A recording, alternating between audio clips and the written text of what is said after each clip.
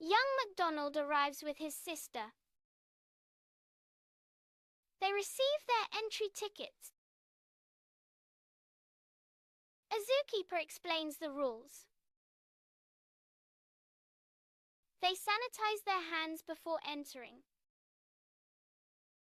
The siblings enter the first animal area. They spot the lion enclosure first. Macdonald gently pets the lion. His sister cautiously touches the tiger. They both pet the sheep together.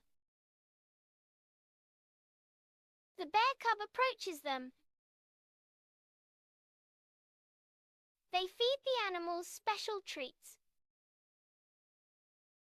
The siblings take photos with all animals. They move to the next section. The giraffe lowers its head to them.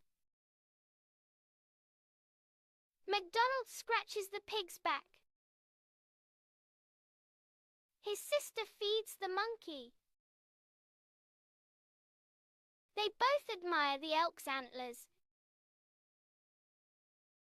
The siblings pet all animals together. They wash their hands after petting. Quickly, Macdonald buys souvenirs for them.